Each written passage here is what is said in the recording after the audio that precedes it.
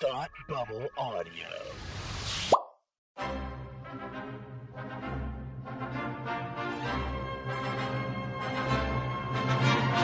Look, up in the sky! You will never find the more wretched hive of scum and villainy. Welcome to Beer with Geeks with Tim and Frank. Who are you?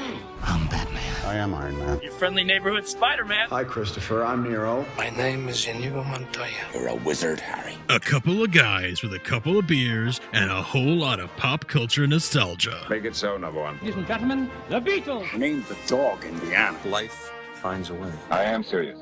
And don't call me Shirley. Now sit back and crack open a cold one, because it's time for Beer with Geeks. It comes in paints? Shaken, not stirred. Great Scott! I was way off.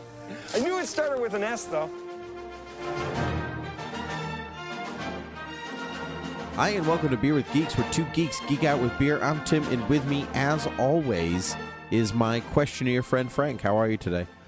Hi, I'm feeling very inquisitive. How are you?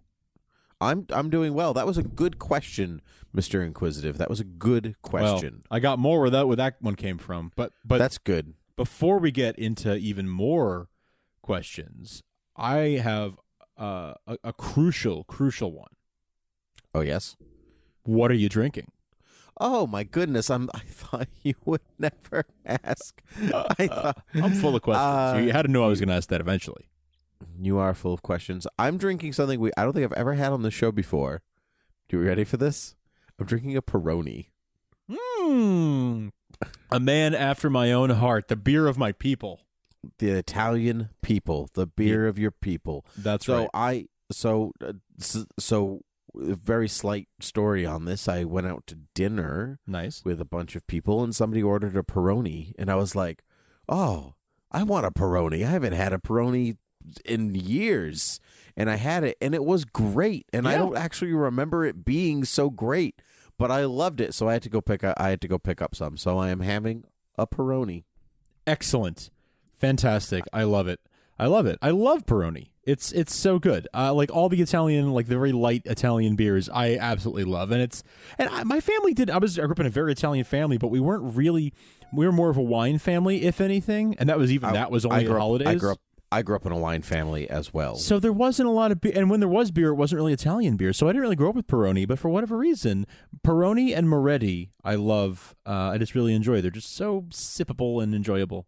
So that's right it. on. They're sippable. Yeah. That's a great way of putting it. Yeah. They're great. They're really great. That's awesome. I love that. So bully for that. I love that.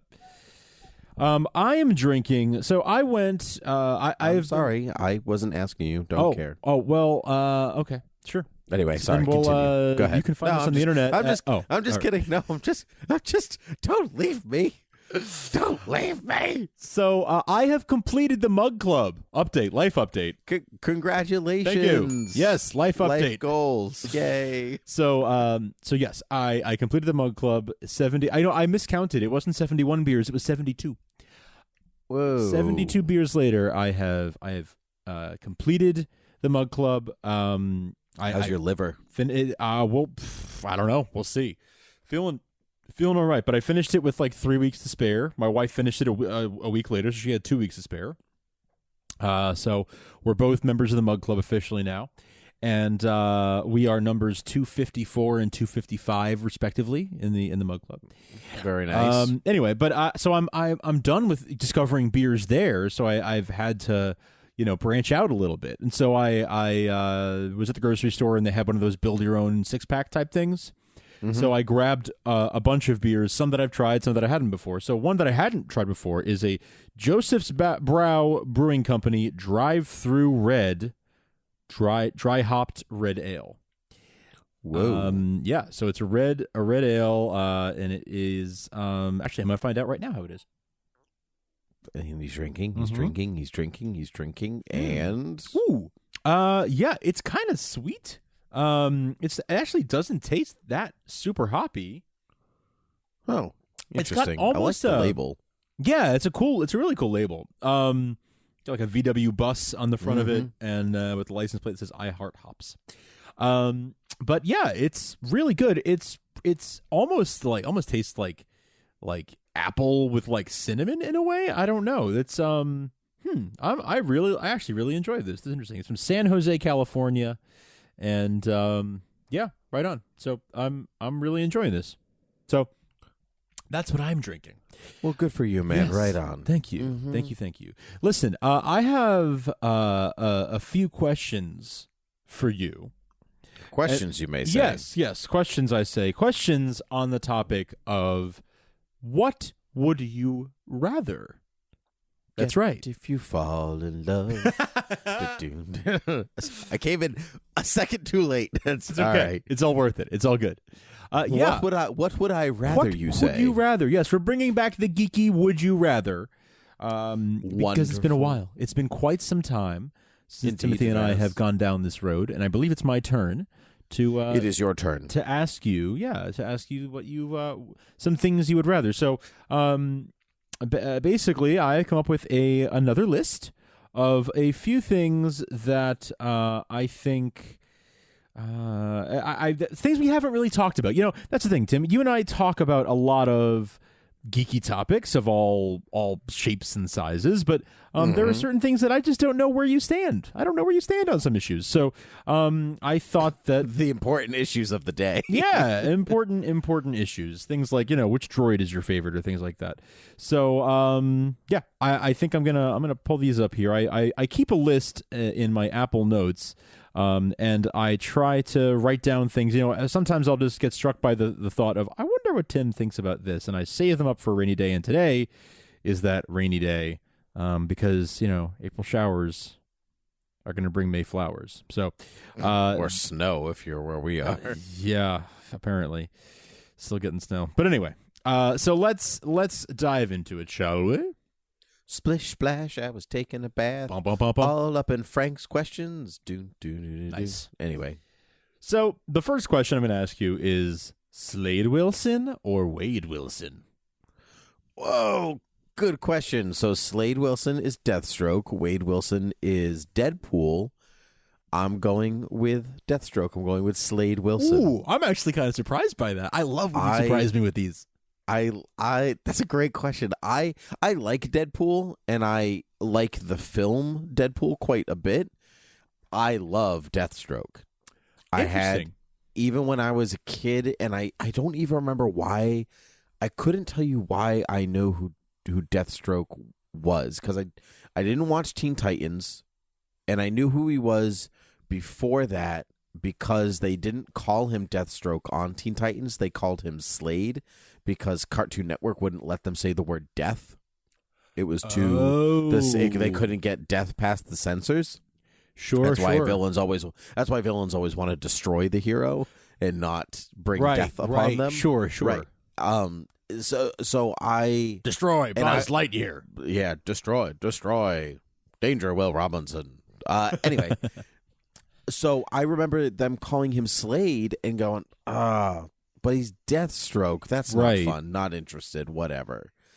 So I don't know where I picked up who he was. Now I'm curious. But I love Deathstroke, man. I have his first two appearances signed by Marv Wolfman, his creator. I met Manu Bennett, who played him on Arrow, or many times. I'm a huge Deathstroke fan. I love that character. When he, spoilers for Justice League, I guess, the end credit scene when he rocks up on that boat, like, that was the most exciting scene in the movie for me. And it probably should have been the entirety of the Justice League standing there, but I was like, nah, man, Deathstroke's right there. That was your favorite moment? Awesome. The tag at the end? Yeah. Oh, wow. Yeah. That got me, yeah. Because as much as I like the Justice League standing together and whatever else, the idea, like, we had already seen Batman and Superman and Wonder Woman standing together. Yeah, true. And, like, all this, in a lot of ways, all those other heroes had kind of already appeared in Batman v Superman, even if not together. And we'd seen them in trailers and all this different stuff. So by the Deathstroke was a complete, not a complete surprise, I guess, because they had released test footage of his costume, and who was playing and who was we knew who Joe, was playing him. Joe Manganiello, thank you. was playing him, but we all thought it was for the Batman movie and not for Justice League. So when he rocked up on that boat, I was like, yes, Deathstroke, let's go. Wow. So yeah, so Deathstroke. That is a much stronger reaction than I was expecting, and not in the direction I was expecting. I never really cared for Deathstroke. I don't know. I just never have cared for the character. I've seen him in some Justice League stories here and there that I've read, and just sort of like, meh, he's fine. I don't know. To me, he was always sort of maybe just because of like the timing and like the context in which I read the character, where it's like by the time I discovered the character, it was sort of there's already a lot of like assassin types. Identity crisis. Yes, that's how I know who he was. Okay, identity crisis. Okay. I feel like he took on the entirety of the Justice League by himself. Yes, he did. That must be actually just thinking of my chronology of when I read stuff. That must have been the first time that I saw him. But I don't know if I really imprinted on him. Like if I really understood, like, oh, that's like. I think at the time I was just sort of like, whatever. That's just some character. When I finally did realize who he was, yeah, I don't know. I just never really cared for him. But Deadpool, I think in the same way that I love Spider-Man, I love Deadpool. The quipping and the irreverence, like that's a thing that I've always enjoyed about that character. And the movie like put it into overdrive, obviously. So yeah, that's interesting. That's really interesting. I did not expect that response from you. I love when you surprise me. There you go. There you go. All right, I'm going to change, leaving superheroes behind for a second. I want to go Pac-Man or Space Invaders. Pac-Man. Pac-Man. I've never been a big fan of Space Invaders. Well, truth be told, I'm terrible at both games. So that's okay. That doesn't really factor into this. But I think Pac-Man is more of a staple in a lot of ways, and so I enjoy Pac-Man for that. And when I was a kid, there was a restaurant we used to go to, and they had a Pac-Man machine downstairs in the basement, like an old school arcade Pac-Man machine. And so we used to like run down to like quote unquote go to the bathroom where the bathrooms are, but then also play a game of Pac-Man. Sure. And then come back upstairs. So I have fond memories of that. But Pac-Man. Yeah, definitely Pac-Man. I agree. Pac-Man, not Space Invaders. Yeah, I'm better at Pac-Man than I am at Space Invaders anyway, but it's just more fun to me. Space Invaders, like at least Pac-Man has the colors going for it. Space Invaders doesn't really have a lot besides some lines. But I'm not very good at those games, period. I get like not anxiety, but I'm like, the ghosts, they're so close. Or, like, the row of spaceships, I don't know what to do. So it's just not my style. But it's okay. Yeah, those are my good. Yeah, I want to say Pac-Man. Good answer. Let's see. Lapti-Nek or Jedi Rocks? Lapti-Nek, do. Or is that Jedi Rocks? That's Jedi Rocks. Jedi Rocks, then. Jedi Rocks, really? Jedi Rocks. Yeah. Because I saw, the first time I saw Return of the Jedi was with Jedi Rocks. I saw the 97 re-release first. Okay. And I was 10, so that's the one that imprinted on me. And then so going backwards and watching, older versions of Return of the Jedi, you kind of go, well, that's it. What about the big number? What about all of it? I think even at 10, I was like, this doesn't exactly fit or belong, but it didn't really matter to me because I still the song is still kind of fun. Ooh, da da da dee doo da da dee dee doo. I also saw the version, the special edition, before I ever went back and saw the older version. So I grew up with Jedi Rocks as well. But it's so out of place, and to me, it's so boring because it takes up more time than Lapti-Nek did. That I prefer Lapti-Nek. I prefer just to get on with it. Like I don't need a full 5-minute, number with these CG characters who are very obviously 1997 CG and who are like dancing around and everything. Yeah. I don't need that. It's like it's boring to me. I would rather like fast forward through it or just have Lapti-Nek and have it be short and sweet and get on with it. I don't think that is necessarily boring, but I don't, because it's so clearly added. It's bolted on. Yes, you can kind of I mean, as adults who have studied film or whatever, we can tell. As a 10-year-old, can't tell. You don't. Maybe you don't I have couldn't a sense tell of. You don't have a sense of film structure that way? No, but I did have a sense of, and I couldn't put it into words at the time, maybe, but I'd have a sense of like, why did it get so slow and boring now? Like, where's Luke? You know, like it was like in the middle of the action, like suddenly. Well, even with Lapti-Nek, you could argue that the beginning of Return of the Jedi is just slow and boring. No, it's true, but less so than with Jedi Rocks, I think. Yeah. Well, I mean, the beginning of Return of the Jedi is almost like the beginning of A New Hope because you're following the droids first. And like it starts strong with Vader going to the second Death Star, which I think is a great scene. Mm-hmm. And then so you start almost in the same way where you start with Vader in space and then you go to the droids on Tatooine. It's the same basic. It's a similar, yeah. It's the same basic progression. Beats. But then as a kid, the beginning of Tatooine before stuff happens, it's also pretty dull. Until we get to the sail barge, it drags. Although I guess you do the Rancor. Yeah, the Rancor. Yeah.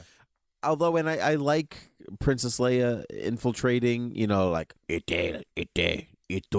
That stuff's yeah, that's it. Yeah, that stuff's pretty good. He's holding a thermal detonator. Oh, yeah. Someone who loves you. Yeah, Leia. I would have been. I wish he had been like Chewie. Yeah, or said some other woman's name. That would have been hilarious. That would be hilarious. Anyway, yeah, Jedi Rocks. Nice. All right, good stuff. Lois Lane or Pepper Potts? Lois Lane. It's almost a non-contest because Lois is important to me in all venues. She's important. She's important to me in comics, in TV, in film, in everything. And Pepper's really only important to me in the films. She only means something to me because of Iron Man and Gwyneth Paltrow, who rocks it. She's great. Amazing. She's one of the best parts of every movie that she's in. Even when her like 3 seconds in Spider-Man Homecoming, she steals that scene. Yeah. And to steal a scene outside, like to steal a scene from Robert Downey Jr. and Jon Favreau, and is killer. Like, so she's great. However, Lois steals everything, no matter where she is, except when she's played by Kate Bosworth. Then there's no stealing. Then she just returns the scene like to the police station. She's like, "Here, I found this. I didn't want to steal it, so I just here you go. Exactly. Take this. I think it belongs to somebody.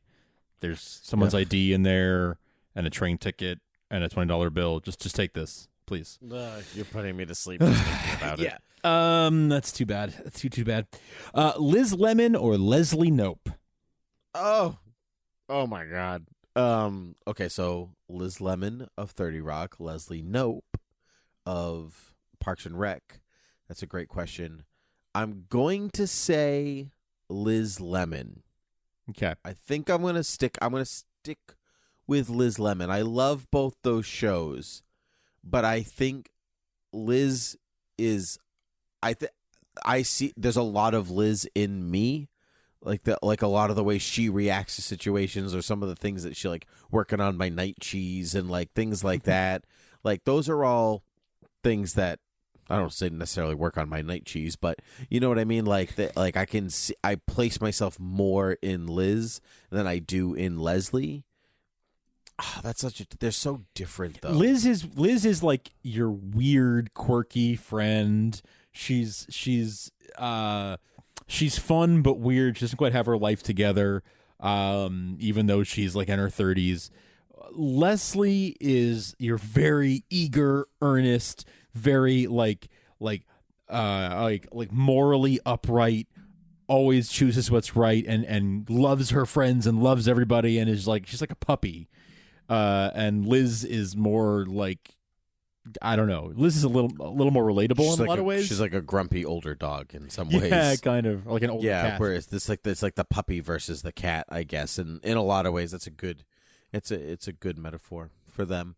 And I think if you had to break down like who would you end up spending your time with? Yeah, I think I'd spend my time with Liz more than Leslie. I think Leslie can be exhausting sometimes. With the binders and the gifts and everything. Right, exactly. But at the same time, she loves breakfast. She does. So she loves, and she's the best friend anybody could ever hope to have. Sure. So there's I don't know. Great question. But I'll stick with Liz. Stick with Liz. What about you? I would go with Leslie, but it's close.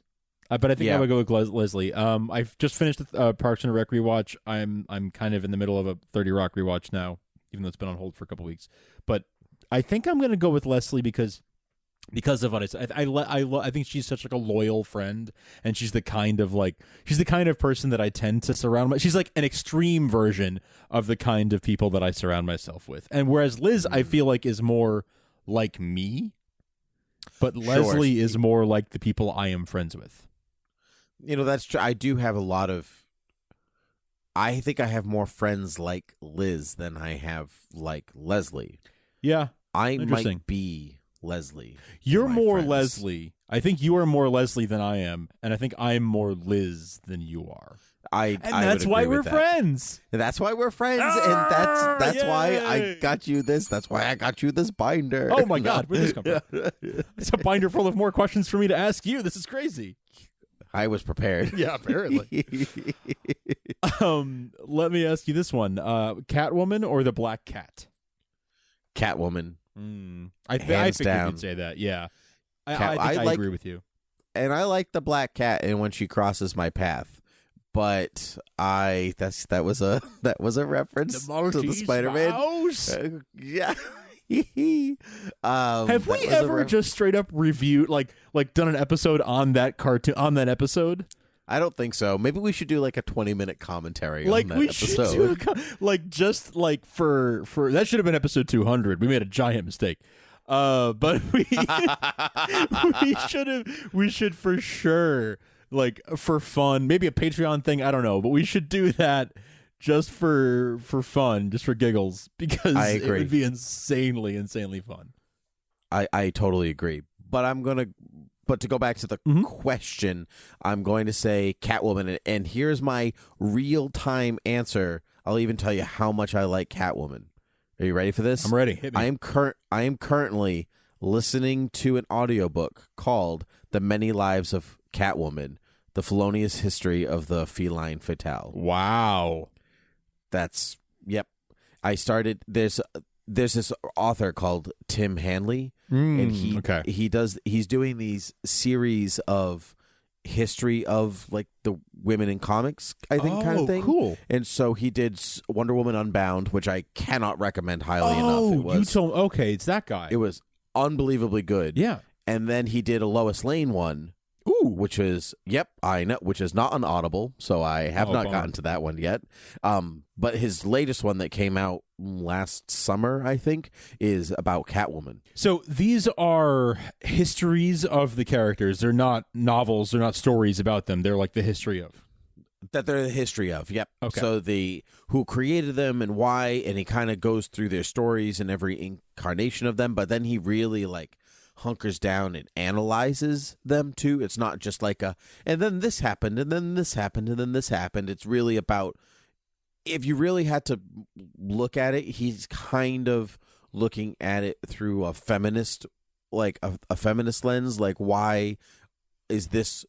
How are women treated in comics? Let's specifically look at Wonder Woman. Let's specifically look at Lois Lane. Let's specifically look at Catwoman, and then all that. I'm just past the point in the Catwoman book. He did a whole dissection of Batman Returns and Catwoman in that film, like a long dissection, like more time than anybody has ever analyzed that film for anything.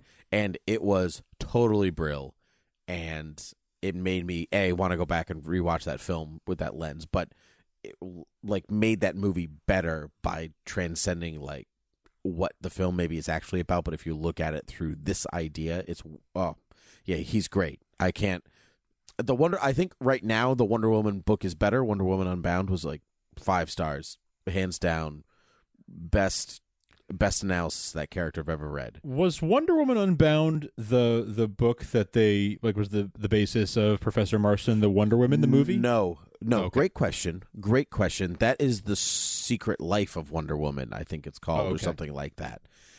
which is also a good book, but that's really more a biography on Marston. It's not. It's really it has a different bent. This is about Wonder Woman, the character. Okay, and so we spend a lot of time in the Marston era, but it's not about him. It's about her, and his life and his choices certainly play into that because they played into the character. But then it moves far beyond that after. Cool. It's before the movie came out, so there's a couple of years missing, I guess, of material. The Batman v Superman hadn't come out yet by the time that when Wonder Woman Unbound came out, but still totally worth it. Cool. Anyway, Catwoman is my answer. Good answer. I agree. Thank you. I agree. Let's keep this train going. I want to ask you, PlayStation 1 or N64? Oh my! Oh, what a question! I had both of them. You see, Ooh. Well, that's not strictly true. We did have a PlayStation 1, and a few years later, when N64 was on the outs, I got an N64. So I think I played more games, my own choosing of games, I guess, on the 64 because I went and got it myself, and so I chose the games. But I have a lot of fond memories of playing the PlayStation 1. This is a great question. I'm going to say N64. Interesting. Actually. Yeah. It's tough, right? Because that was a kind of we remember it fondly because we were growing up then, but like it was sort of a golden age for games in a lot of ways. Mm-hmm. There were just a lot of fun games, a high volume of fun games that like anyone could play, that weren't a huge time investment. Like you could play, Need for Speed or Crash Bandicoot or Super Mario, looks or nothing like a real Bandicoot. I just saw what a real Bandicoot looks like a few days ago, and I have been lied to. Yeah, complete lies. Years. Complete lies. He looks nothing like a Bandicoot. He's just a fox. Yep. It's so He's just weird. a fox. Yep. But I think so. I had a PS1. And I spent many hours. I've probably spent more hours with a PS1 than I have with an N64. And yet I think I would give it to N64 because I think it had all the most of the games that I love from PS1, plus it had the Mario games, which gives it a huge edge. GoldenEye. And GoldenEye. GoldenEye was another big one for me. Super Smash Brothers. Done. Yep. End of conversation. Yep. Even Mario 64 is super fun. Mario 64 is one of my favorite video games of all, top 3 of all time. Yeah. Wow. And Mario Kart and Super Smash Brothers. There was just so many great picks there. So I think I have to give it to N64 as well. Although PlayStation 1 had pod racing and Jedi Power Battles. Let us not forget. That's true, but I think at least one of those was probably on N64 as well, were they not? At least one of them. Pod racing definitely was. Pod racing was. Jedi Power Battles may have only been PlayStation, though. I'm not sure. I only played it on PlayStation because a friend of mine had a PlayStation, and he had the game. Yeah. So that's how I played it. I never had it myself, but either way, my memory. Yeah, but N64, totally. Even though the remote was weird, but it was fun at the same time. Yeah. N64. Yeah. Do you remember the store Sam Goody? Yeah. It was like a CD store.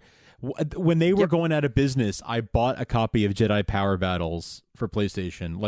PlayStation was already done. It was already the PS2 era, maybe the beginning of the PS3. I think it was PS2 era.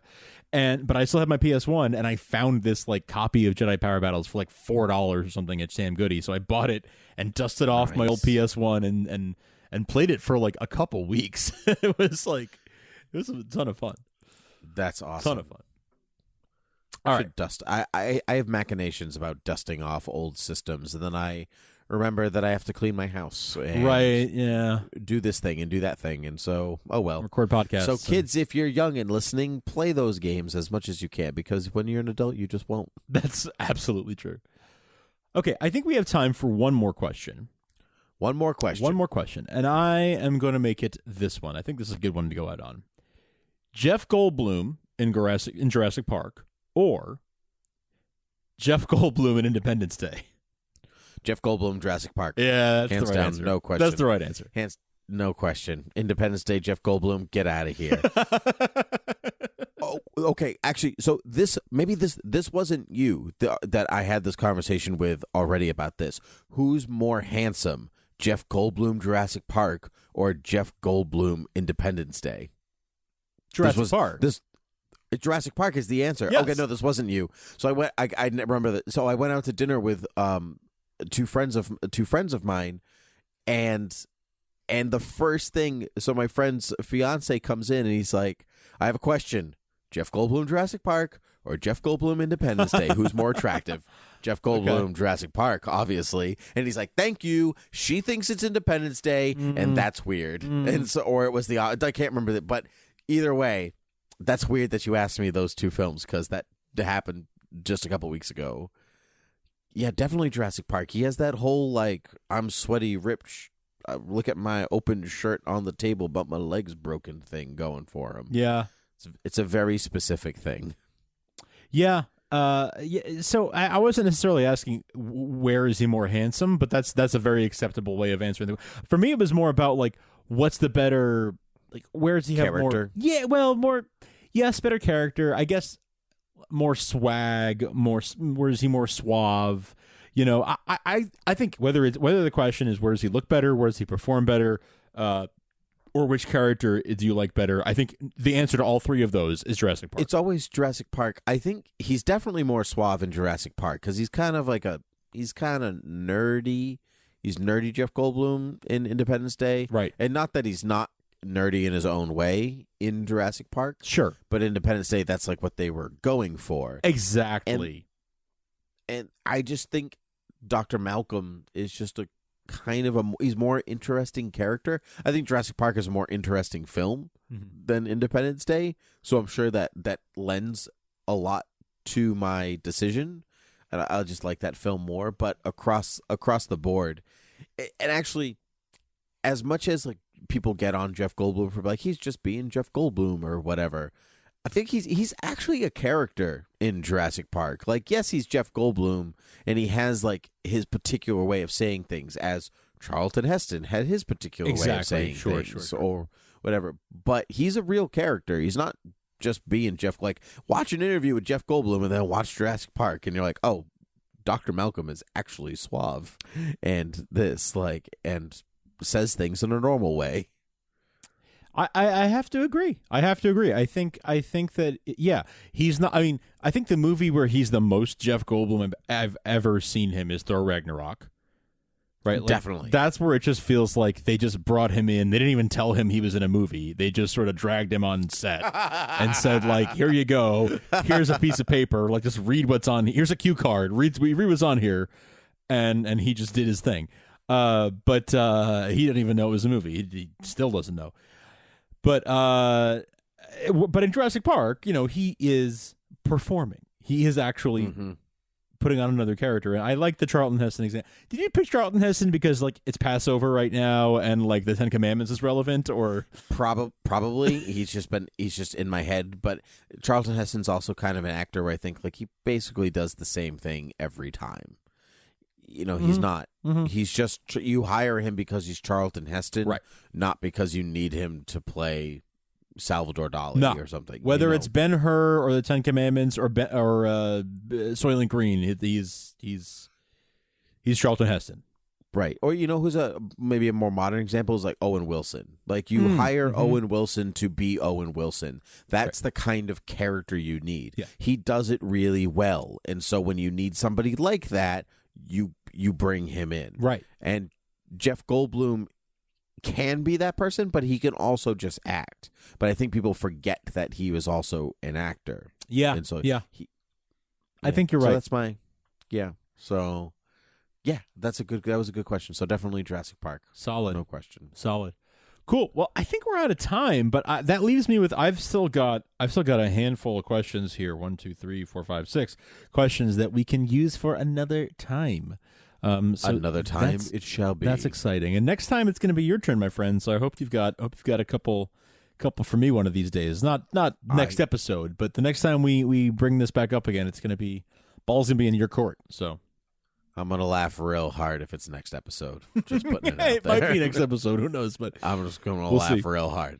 Anyway, okay, well then you can find us at beerwithgeeks.com and Twitter and Gmail and Facebook at Beer with Geeks. You can write reviews and rate us on iTunes and find us all other places podcasts can be found, like Google Play and Spotify and all such places. You can also check out all Thought Bubble audio shows at thoughtbubbleaudio.com, including but not limited to insert shows here because there are too many for me to list. I think we've officially, like, the straw has broken the camel's back and there are too many to mention now. I just can't list them all anymore. There's too many. I can't. I want to especially call out Hate Watch with Us because I actually think that the stuff they've been doing recently has been a ton of fun. So check out Hate Watch with Us. Search for them wherever you find podcasts. That's always fun. And then Starkville's House of El Krypton. Derek and I are having a blast talking about Krypton.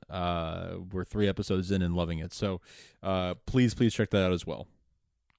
Fine, I guess we're going to do it that way. Then I guess you can also check out Tolkien TV Talk, where I'm having a blast talking about the upcoming Amazon Prime show, Lord of the Rings, or whatever they're going to end up calling it. And Palmer and I are having a blast over at Academy Rewind. We are currently in the 7s in our season, or we are currently in the process of recording our season 3. You just wrapped season 2. Yep, and so we are already in the process of recording season 3, and there are some movies on that list, let me assure you. Some doozies. La La Land. Ooh, La that's La right. Land. Yeah. Moonlight. Arrival. What came out in 2007? 2007. You know what the sad part is? That like I just watched all of them, so I really should. Was it like Slumdog? Was that 07 or was that? No, Slumdog was our first. That was our first. That was our first episode. 09? That was So it came out in 08 to be nominated in 09. Okay. So 07, Babel, Letters from Iwo Jima, Little Miss Sunshine, The Queen, and The Departed. Oh, of course. So that's what's coming up.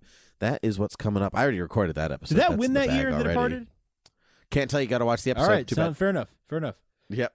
Cool. Potentially, it's also The Queen or Little Miss Sunshine. I just don't remember what one. Yeah, I know. Cool. I'll tell you off air. Yeah, I know. Cool. Okay.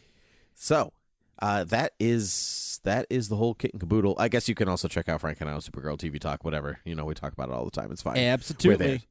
Supergirl's been renewed for season 4. We're not going anywhere. Woo-woo. Anyway, that's it from all of us. So, Frank, I say until next time, cheers.